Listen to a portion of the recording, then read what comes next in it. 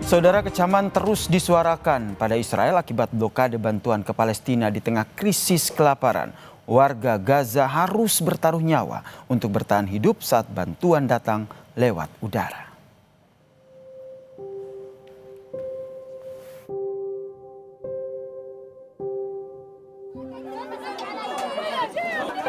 Bertaruh nyawa hanya demi semangkuk makanan atau sekantong gandum. Kondisi ini yang terjadi di warga Gaza, Palestina. Krisis pangan dan bencana kelaparan semakin parah melanda jalur Gaza akibat blokade makanan oleh Israel. Saat bantuan berjatuhan dari langit, warga Gaza langsung menyerbu demi berebut karung bantuan. Tak sedikit warga Gaza yang berduka atas kerabat yang terbunuh saat mencari bantuan di lokasi distribusi.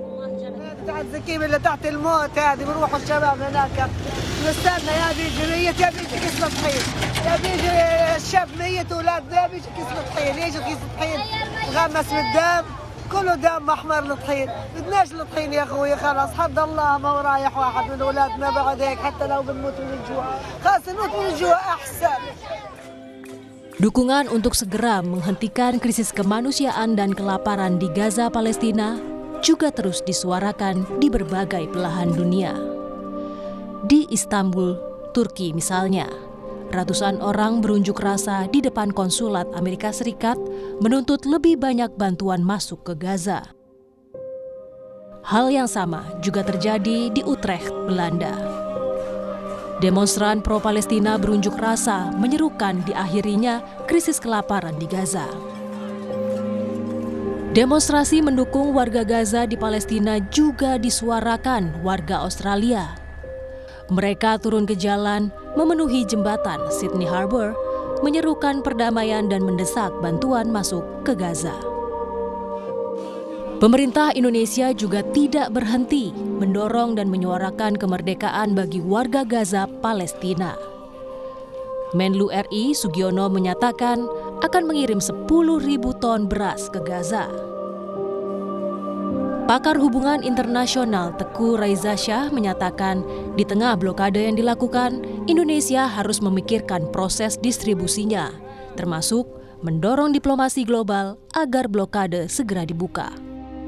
Indonesia sudah mempersiapkan langkah-langkah pengiriman 10.000 ton beras ini dengan sangat sistematis. Oke, kita bisa mengatakan jalur penerbangan aman. Kemudian, tapi juga begitu landing, saya khawatir akan ada pemeriksaan yang luar biasa dari pihak Israel. Karena mereka tentunya mengkhawatirkan barang-barang itu ada kemungkinan memuat juga hal-hal yang tidak mereka inginkan. Tapi untuk itu tentunya kita memerlukan diplomasi global untuk menyatakan bahwa bantuan yang Indonesia berikan ini adalah sepenuhnya untuk tujuan-tujuan kemanusiaan.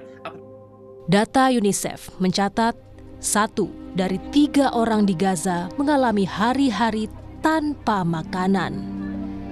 Dengan malnutrisi akut kini mencapai lebih dari 16,5% di jalur Gaza. Saat ini, lebih dari 320.000 anak berisiko mengalami malnutrisi akut. Kondisi ini akan semakin menambah korban jiwa jika blokade bantuan yang masuk ke Gaza masih terjadi. Tim Liputan, Kompas TV.